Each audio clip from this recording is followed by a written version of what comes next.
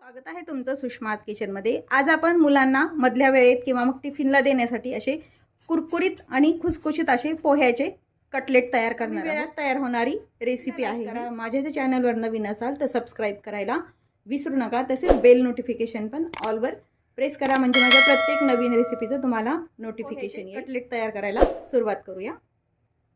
आज आपण जे आपले कांदे पोहे बनवतो ते जे पोहे असतात त्याचे आपण कटलेट बनवणार आहोत।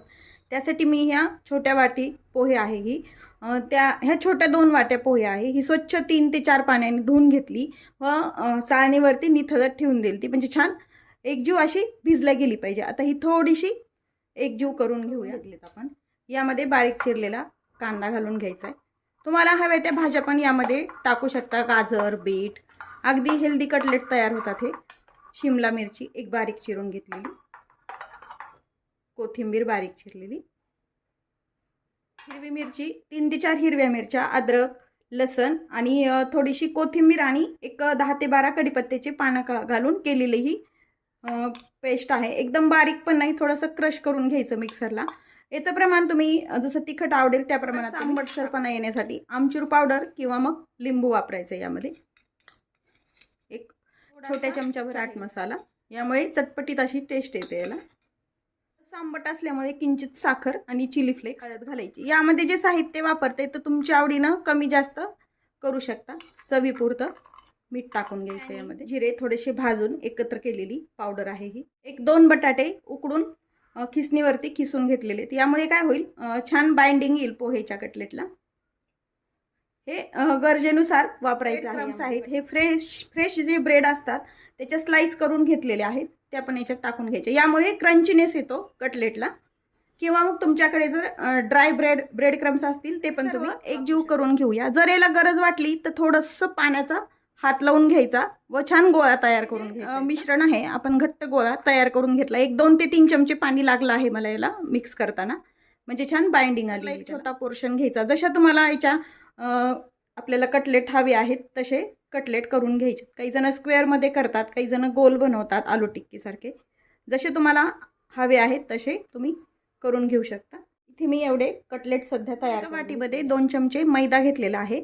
मैदा असेल तर मैदा वापरू शकता किंवा मग कॉर्न फ्लोअर पण तुम्ही वापरू शकता। यामध्ये थोडंसं पाणी घालून याचं पातळसं असं मिश्रण तयार करून घ्यायचं। पातळसं मिश्रण आपण तयार करून घेतले। मैदा आणि कॉर्न फ्लोअर कोणतंही असेल त्याचं कटलेट बनवले आहेत। ह्या स्लरीमध्ये आपल्याला डीप करून घ्यायचे थोडेसे। आता याच्यामध्ये मैद्याच्या पेस्टमध्ये डीप केल्यानंतर हे आहे ते ब्रेड क्रम्स आहेत, ड्राय ब्रेड क्रम्स आहेत हे। यामध्ये ह्याला घोळून घ्यायचं आहे।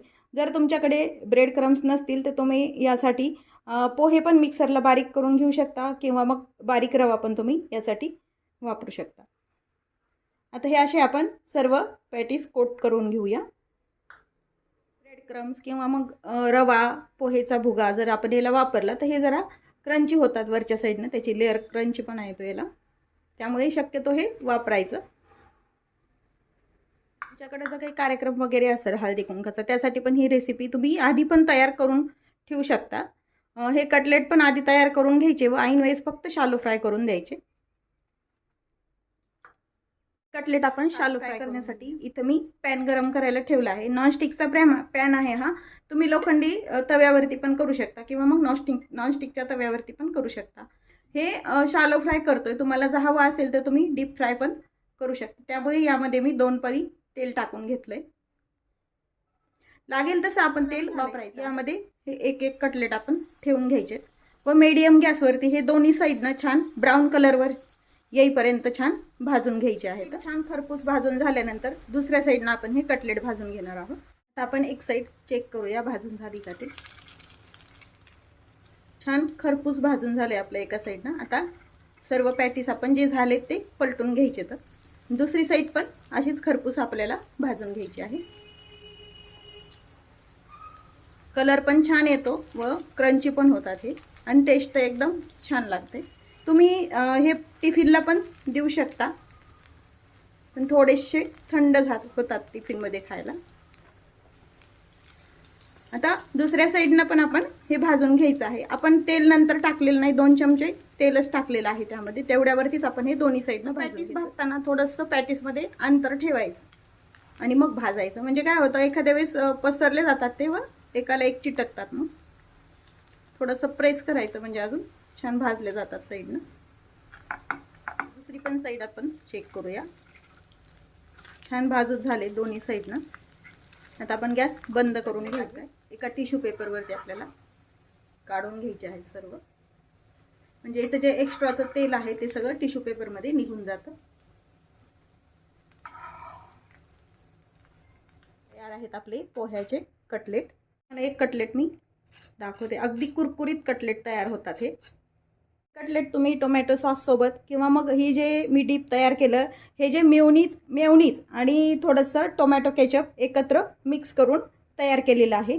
तुम्ही यामध्ये चिली फ्लेक्स वगैरे पण तुम्ही टाकू शकता किंवा अगदी बारीक चिरलेला कांदा, असं बऱ्याच व्हरायटीमध्ये डीप तयार करता येतं. रेसिपीला लाईक करा. माझ्या ह्या चॅनलवर तुम्ही नवीन असाल तर सबस्क्राईब करायला विसरू नका. अशाच नवीन रेसिपीसोबत पुन्हा भेटूया. तोपर्यंत बाय बाय. व्हिडिओ पाहिल्याबद्दल धन्यवाद.